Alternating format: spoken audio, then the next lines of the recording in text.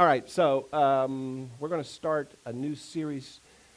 I call it kind of beginnings and resolutions. This is the time for that, right? We're all going to, as the little video bumper said, we're all going to have our moment where we go this introspection and we start thinking, this is what my life needs to be next year.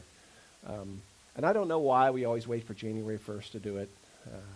I guess because January 1st is the day you have to realize, nothing I promised myself last year is going to get done now. So I guess all we can do is flip the page and start over. So we're going to start a series a little bit on that. I don't know how long it's going to last, but we want to talk about a few of these things. And today we're going to talk about probably the number one thing that I want to try to impress upon people.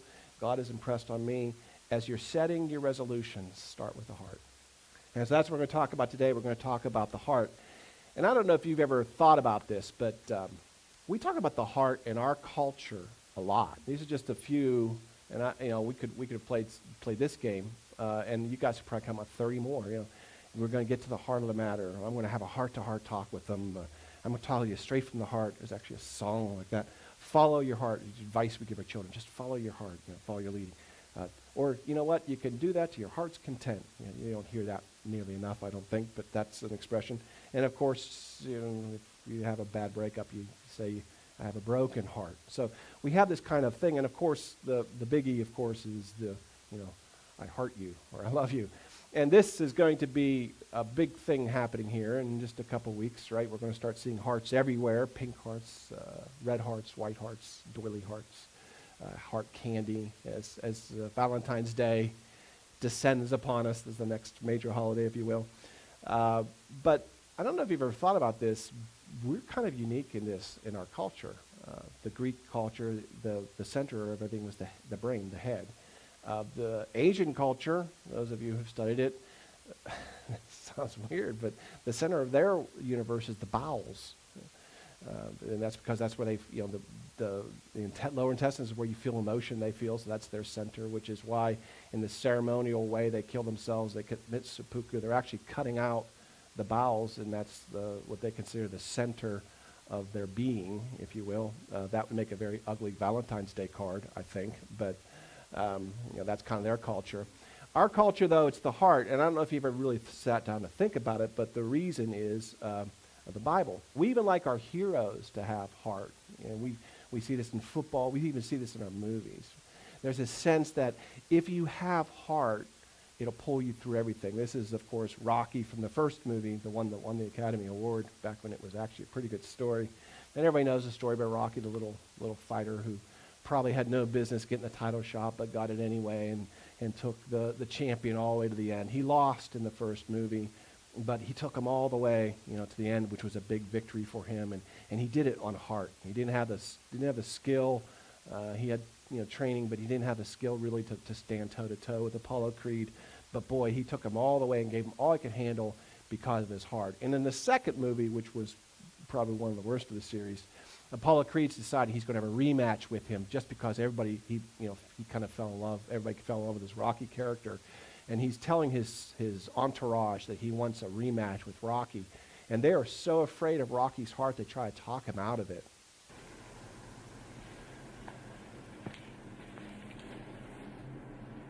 He's all wrong for us, baby.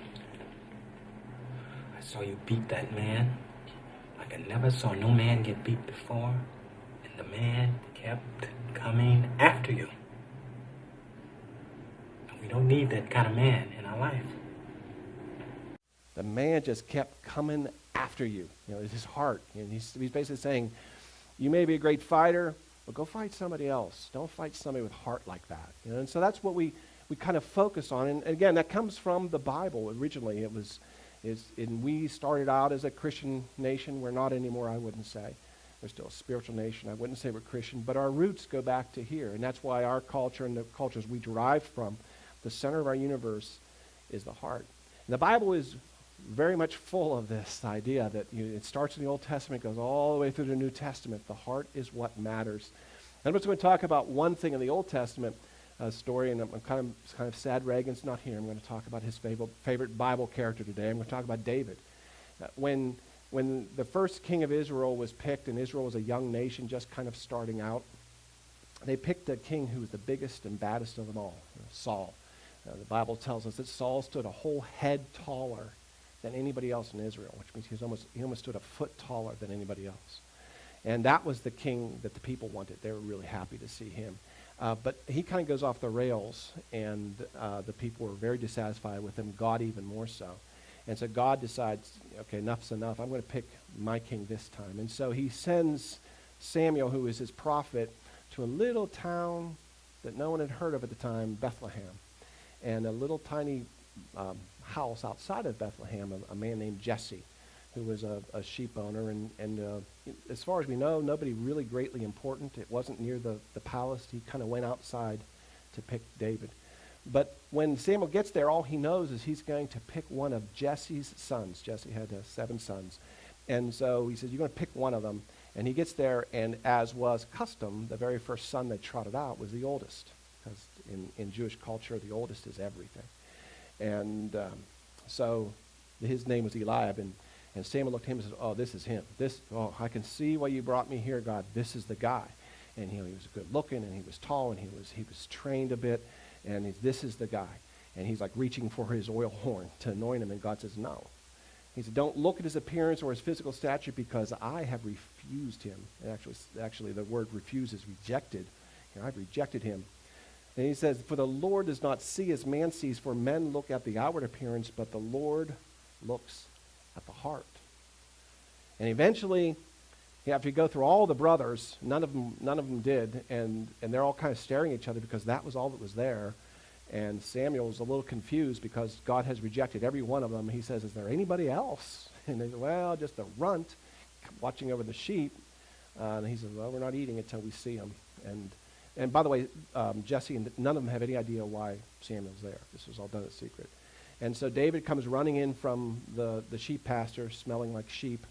And the Bible's introduction to David is interesting. He says he was clear-eyed, handsome, with a ruddy complexion, which is, I think, the Bible's delicate way of saying he had acne all over his face.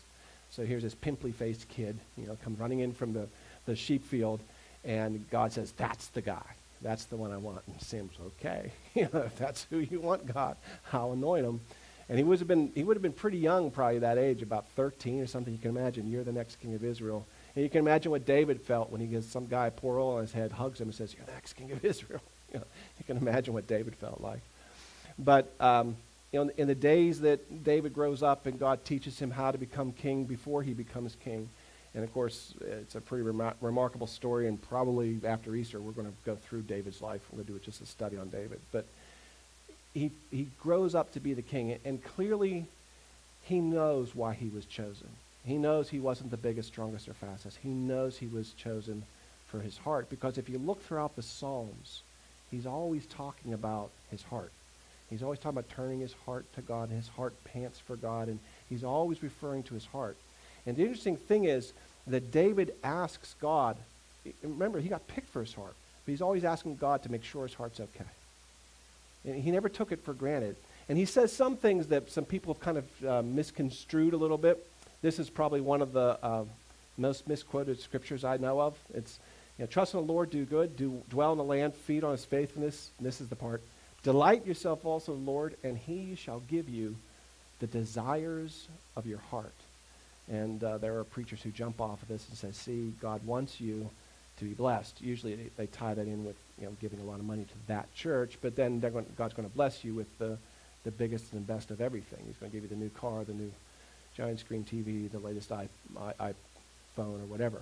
And so they use this phrase here that he will give you the desires of your heart, to say God wants you to have the desires of your heart. It's okay. You're allowed to go after them. But to say that kind of misinterprets everything else David says, and it's taken out of context. This word, which of course nobody knows, this is the Hebrew, is actually pronounced Nathan, and it means to give, but it also means to put. And I believe what David is saying here is actually, dear God, put the desires in my heart. I don't want to desire what I want to desire. I want to desire what you want me to desire. Put the desires in my heart. And understand, David screwed up badly. He did some things as a king that was worse than Saul ever did. But he always came back, and what always brought him back was his heart. And he knew that. And when he made his big big follow-up that everybody knows, the David and Bathsheba story. Not only Bathsheba, but actually had her husband killed. He comes back later to God, and he realizes that he has done something terrible, not just the crime itself, but he's in jeopardy of cutting himself off from God. And he says this, create in me a clean heart, O Lord. So he's coming back and says, look, I need you to refuse a steadfast spirit. I don't want to falter anymore. We kind of sang that song a little bit ago about come the fount. There's that, prone to wander, Lord, I feel it. Prone to leave the Lord I love. By the way, does anybody know what an Ebenezer is? There's that song, here I raise my Ebenezer. Does anybody know? Ebenezer comes from the Old Testament. It's a stone that they put. It's a monument. And basically, Ebenezer means God help us. And what happened was after they fought a battle, they would raise up a stone as a memorial to say God came and helped us. So these memorials that they raise up to remind. And so in that song it says, I'm raising my Ebenezer right here, right now. It's a great thing to do, to have memorials, to remind you of the times that God helped us, because when you're in trouble and the enemy comes and whispers God's not coming, you have those monuments. It's like, look, he always has. He always will. But anyway, that's what he's saying here. And he says, don't cast your spirit away from me. Do not take your Holy Spirit from me. David's unique, by the way, in the Bible, in that the Bible tells us the Holy Spirit descends upon him when he gets anointed and never leaves him. The only other person in the Bible that happens to is Jesus. The Holy Spirit descends and remains until the Holy Spirit comes on earth. They're the only two people in the Bible that ever says the Spirit comes and remains. So he knows, in other words, he knows the heart matters, and he knows why he was picked to be the king of Israel, and he is always getting his heart set on God. Now, what does this give him? So before he's all done, and remember now, I can't say he only prays, but he's always focusing on heart. He's always saying, God, make my heart right. He never focuses on anything here that you're going to see, but look what he accomplished in his life as king. He never lost a battle. He never lost a singular battle. He never lost a battle of a troop that he led in as captain, and he never lost a battle when he was king, ever. The only time the Israelites ever lost was when he was sitting back home watching Bathsheba. That's the only time they lost a battle. When David was there, they won. They were surrounded by enemies that hated them and wanted to kill them, and the worst one, the Philistines. They were a land of giants, if you remember. Goliath was a large Philistine, but they were all large. And they were set on the total destruction of Israel. By the time David is done, they don't exist anymore. He wipes them out. All the tribes that he took over, there were the 12 tribes of Israel were all split up. Not when David's done. They're all united under one king. The kingdom is now compared to others at this time, and Jerusalem gets built up, and it's recognized as a world power. In those days, if you wanted to have trade routes, everything, you needed to talk to Jerusalem. It was seen as a world power. When he took over, there were a bunch of ragtag tribes that didn't even talk to each other sometimes. And when he was done, they were a kingdom. This is the glory days of Israel, by the way. It would grow bigger under Solomon, but this was remarkable. David was possibly the greatest king of all time. You could argue easily that he's the best Israeli king, but I'm saying he may have been one of the greatest kings of all time. He didn't pray for any of this. He prayed, God, keep my heart right. Now, God's opinion is probably even more important. What God said about David is even more incredible. But in Acts 2, it says, God raised up David as king, to whom he also gave testimony. This is cool. Can you imagine God giving testimony? I had a privilege of giving my father's eulogy this past week. That's pretty cool. But imagine God giving your eulogy, and imagine God saying this: I have found David, the son of Jesse, a man after my own heart. Now that is an epitaph. That's a eulogy, when God himself says that. And God goes further. God promises him that his descendant will sit on a throne forever. God so loves David for all that David does. He says, I am going to have Jesus come from your line, because he's the King of all kings, and his line will never end, and he will have no end to his kingdom, and he's coming from your line. So he's saying to David, because, boy, if you're a king, this is what you want. You want your kingdom to last. And he says, your kingdom's lasting forever. That's a pretty good promise. Now, I'm going to take a little side jaunt here.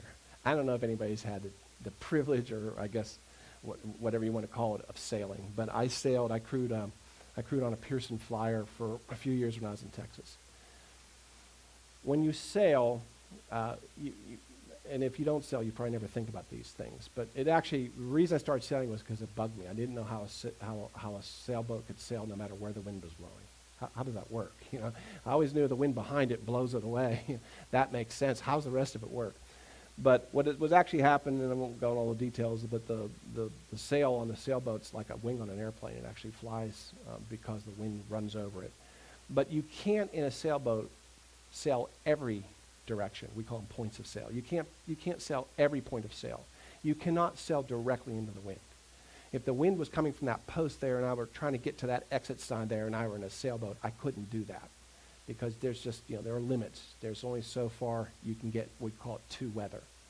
And I couldn't get there. So what you do is you have to sail at an angle, and the angle depends on how good your boat is and how close you could sail to weather. This guy here right now is sailing very close to weather. That's why the boat's tipped over. My favorite point of sail, by the way. The wind's rushing through your hair. It just sounds so loud. It's great. Actually, when the wind's behind you, it's boring. The boat's still, and especially in Texas, you get hot. But this is cool, because you just really feel like you're going places. So he's sailing close to weather right now. But you can only come within, 35 degrees, 25 degrees, depending on your boat, of weather. So what happens is you have to sail past the point you want to go to, and then you do this thing called tacking, which basically you turn the front of your boat through the weather, and then you sail this way. And again, I can't sail that way, right? So I'm going to sail this way, I'm going to tack, I'm going to go that way. It gets very confusing when you're in a boat. And I used to be on the foredeck, so I was always confused. Good thing. It didn't matter, because the captain, who has his hand on the tiller, he's the one who has to know where the boat's going. And the way they do it is they pick a point on the horizon, and they fix their eye upon it. Again, that song we sang earlier today talks about fixing your heart on it. You fix a point on it. That's sailing. You have to fix your eye on a point. And if you didn't have a point on the horizon, you were in trouble, which is why oftentimes they sailed at night. So at least they would have a star to fix their point to. But you couldn't pick anything in the boat with you. I mean, for obvious reasons, right? If I pick that point and the boat's going to move, it's moving with me. You had to pick something outside of the boat. You had to fix upon it. And then what would happen was when you got to your point, you tack back the other way, and you would actually have to sail past that point too. And then you tack back the other way. See, I think life is a lot like this. I think we end up doing a lot of tacking. We love to go in a straight direction, but it just seems the weather of life keeps us from doing that. And so what we have to do is we have to go as close as we can without getting right there. And then from time to time, we have to tack. But the only way you'll end up getting where you meant to get is if you fix your eye on something outside of the boat. And I think this is what David learned. And he took some very wide tacks in his life. But he kept his eye fixed. He kept his heart fixed on God. And it always brought him back in line, which is why he started out a good man and he died a good man. In between, he had problems, but he kept his eye, he kept his heart set on God. 1,000 years later, Jesus enters the picture. And Jesus kind of picks up where his great 21 times grandfather leaves off.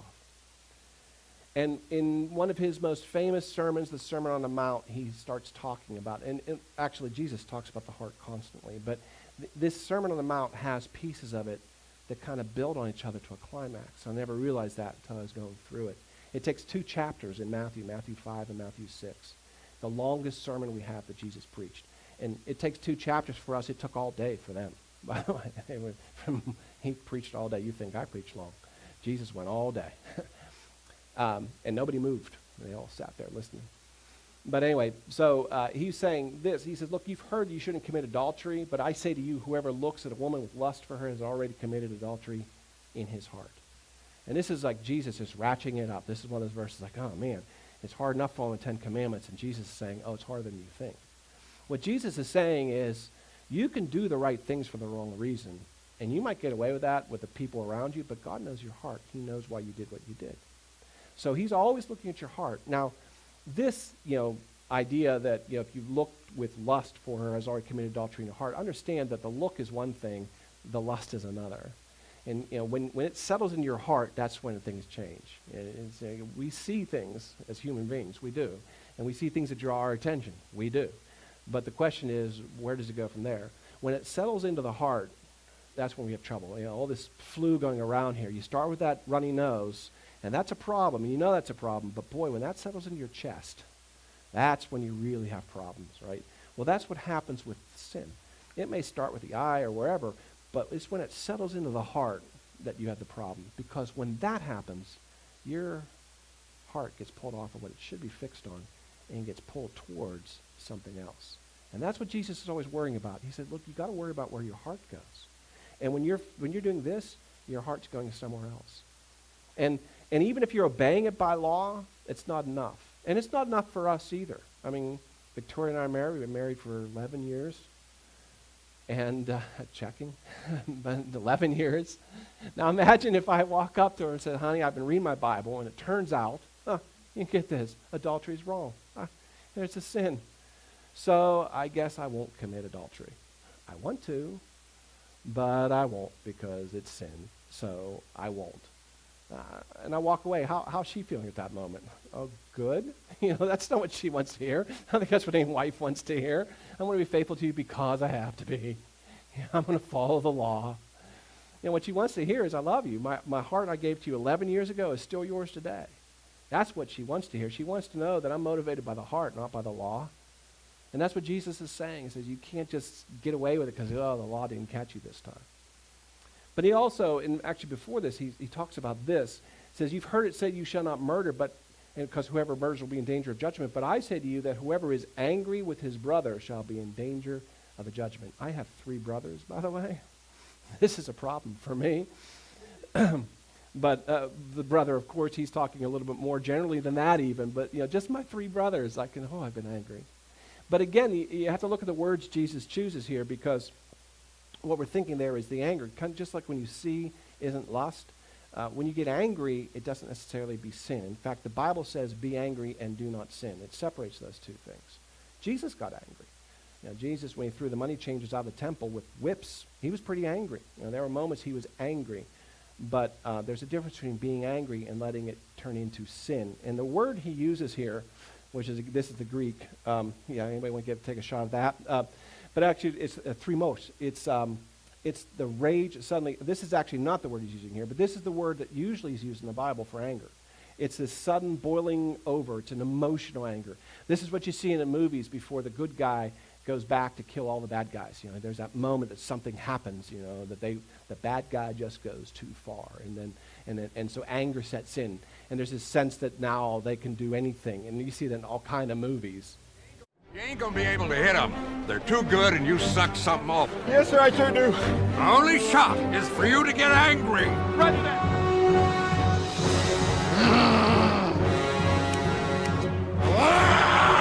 Slaughter begins. Good deflection there. Hang on, and another one. 3 balls at once. Who knew? Now it's 4-on-1. Pim is not going down. 3, right? That's when the good things happen, and that's that anger. That's an emotional anger. It comes upon you and gives you this superhuman strength or whatever, and it lets you accomplish things. That's not the word Jesus used here. Jesus used the word orge, and it suggests that a more settled condition. This is a cold anger. This is the one that settles and usually is going to end up seeking revenge. Do you know anybody who holds this kind of anger? Because I do. Have you ever met somebody who's so angry with somebody else, oftentimes a family member or a friend or somebody who did them wrong, that it has settled deep in their heart and they are plotting revenge? Not just once, but continually. This is the Hatfield and McCoy's kind of anger. This is the anger that settles in, and again, it's pulling your heart away, because this will drive you. I don't know if you know people like that, but if you mention this person's name in their presence, their face will change. They can't help it. Their anger has settled in. The heart has come full circle around, and it's not fixed on God now, or not fully on God. It's fixed on this anger, and it will not let go. This is the anger that Jesus is saying you're in danger of hellfire with this, because it has pulled you away. And Jesus is always talking about the heart. So a lawyer came up to him and decided to trap him. And so he says, teacher, help us here. What's the greatest commandment? And this might seem weird to us because we don't sit around and debate scriptures and things, but in those days, they didn't have TV, iPods, or Facebook, and they did. They sat around and argued about scriptures and things, and when he said which one's the greatest, you have to understand that of the 10 Commandments, they all had fan bases. And no matter what Jesus says here, someone's going to be mad at him for it. No, thou shalt not commit adultery can't be the best. It's got to be this one. He was literally trying to trap him so that he would anger 90% of the population, whichever one he picked. And so Jesus said, he goes off book with them. It's like, you're not going to catch me. I wrote those. He says, you want to know what the greatest commandment is? You shall love the Lord your God with all your heart. And the guy didn't know what to say to that, by the way. He kind of walked away. Oh, didn't see that one coming. In fact, he says, he goes on and says, all your heart, all your mind, all your will, and all your strength. He adds them all. But he starts with the heart. And he says, and then the second one's like this, love one another as yourself. And then he says, all the laws of all the prophets hinge upon these two. Jesus says this is the greatest commandment. Think about that. The guy who wrote them says, you want to know what I'm teaching you? You can forget everything else. Remember this. Love the Lord your God with all your heart. Boy, if there were just some way, something that Jesus would have said to us, how we could do that. Because I don't know about you, but it's hard to fix my heart on something and keep it there. I have a tendency to get pulled out. And I want to make sure that I'm like David. As I'm tacking through my life, I'm always coming back. Because when I'm done, I want God to say that about me. Mark was after my heart. That's what I want from my life. And it's hard because things come up and some unpleasant things come up, and sometimes pleasurable things. All kind of things come up. They pull you off. Boy, if there were just something Jesus, it's nice to tell us to do this, but boy, if Jesus would just tell us how to do that, if there was something we could do to ensure that our heart was always in the right place. Oh, wait. Because at the end of the Sermon on the Mount, Jesus does tell us. It's just that it almost seems like this is stuck in there, and we kind of blip over this part, but we miss a very key phrase, because Jesus is coming back to what he's talking about, the heart, the heart, the heart, and he ends the Sermon on the Mount talking about the heart. It's just we get lost. Do not lay up yourself treasures on earth where moth and rust destroy it, where thieves break in and steal. It says, lay your treasure up in heaven, for where your treasure is, there your heart will be also. We quote this the other way around. Wherever your heart is, that's where you put your treasure. That's not what Jesus says. Where your treasure is, there your heart will be also. See, Jesus understands us. He understands that where we put our treasure, our eyes and everything else follows. So he's saying, you want to know how to keep your heart fixed on heaven? Put your treasure there, and you will follow it, because we always follow our treasure. Jesus is very, very practical. And then I know, since I did this, man, why is the church always talking about my money? Why is the church always after my money? I like this church. We never did that before. What are you doing? Why are you telling me about this? Hey, hands off. I need my money. Right? I need money. Stop talking to me about my money. Everybody needs money. That's why they call it money. Yeah, everybody needs money. I get that. Jesus gets that. But you have to understand something about Jesus. The reason why, as a preacher, every now and then we have to talk about money, is Jesus talked about money all the time. Over 50% of his parables dealt with money. Over 50%. And he mentions money more times than he mentions hell, which, by the way, I've still never mentioned in this church. So Jesus kind of was on that. Why? Well, Jesus was greedy, right? Really? Because he says this, foxes have holes, the birds of the air have nests, but I have nowhere to lay my head. He had nothing. Well, okay, so, he was whoa. For the first 30 years of his life, he had everything. He lived a normal human life, if you will, for the first 30 years. He was a carpenter. He would have apprenticed with his father at age 15 or so. By age 20, he would have started his own business. Now think about this for a second. The one who created trees is going to build furniture. Now my family knows that I try to build things. I have all these tools, and I'm not really good at it. Every time I step up here, by the way, it's an act of faith because I built the structure underneath of this. I know how hard it is to be a carpenter. But Jesus was perfect in all ways. The Bible tells us that, which means he was a perfect carpenter. And he knew wood because he knew the trees. Do you believe that Jesus may have made the world's best dovetail joint? Because I do. I mean, I think that his bevels were perfect. Now think about this for a second, because he's going to create a chair, and he's going to work it, and he's going to put that wood in there just perfect, and he's going to set that chair down. You know you can sense quality, right? We can. I mean, even if you're not a woodworker, I can hand something that was built by the Shakers, who are phenomenal carpenters, to someone who doesn't know anything about it, and they'll know there's something about this that's just solid. There's something better, right? Jesus' furniture would have been amazing. You don't think that he had a very profitable business for 10 years? Because I do. I think people were beating a path to the door of that, carpenter in Nazareth. May have put his father out of business. Jesus, let's do Joseph and Son, because this is killing me with your business.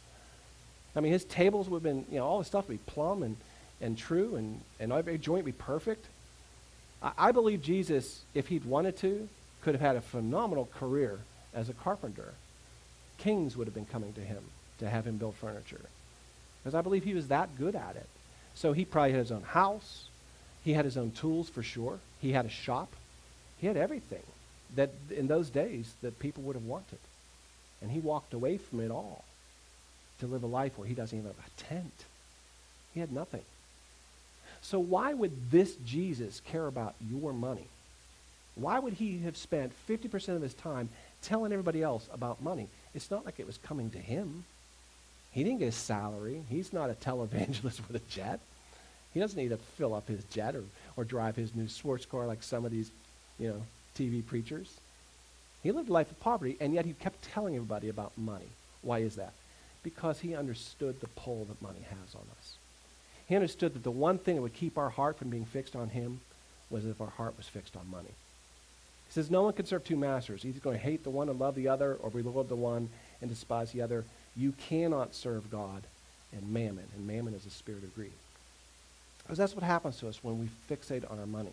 Because we think, look, I need to survive, and so I'm going to build up my wealth so I can live a comfortable life, and I'm good no matter what happens. I'm going to do that. And so that becomes your God. See, it's not a question of whether you will worship something or not. The question is, what will you worship? Because some people worship money, some youth, beauty, strength, whatever. You will worship something. It becomes your God. It becomes what your eye is fixed on. And he's saying you can't fix your eye on two things. And by the way, let me tell you something as a sailor. That's true. I can't pick 2 points on the horizon. I have to pick one. I can't pick two, or else you're going to be all over the place.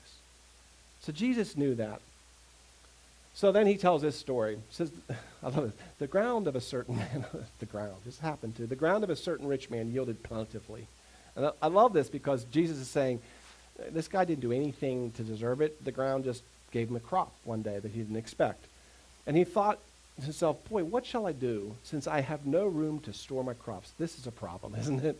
I have so much. I don't even know where to put it all. And again, the ground did it, not the rich man. But he's like, man, I'm rich, but I need a place to keep it. So he says, I know what I'll do. I'm going to pull down my barns, and I'm going to build bigger barns, and I'll be able to store all my crops. And then I'm going to say to my soul, you have many good things laid up for many years, so take your ease, eat, drink, and be merry. You've probably heard that expression before. Eat, drink, and be merry. Take it easy. You now are set. Not because of anything he did, by the way, just because the ground gave him this extra crop. And Jesus finishes the story saying, and God says, fool, this night your soul will be required of you. And then, this is a great question. Whose will those things be which you provided? You're gone. Tonight you're gone. Who gets it now? This is a thought that I had while I was putting my father in the ground. No one dies rich. I was sitting in a frozen cemetery. Oh, it was cold. I don't know why the Grices couldn't have come from Hawaii, but we apparently came from Mulberry, Indiana, and it was freezing, literally and figuratively. It was like 2 degrees or something.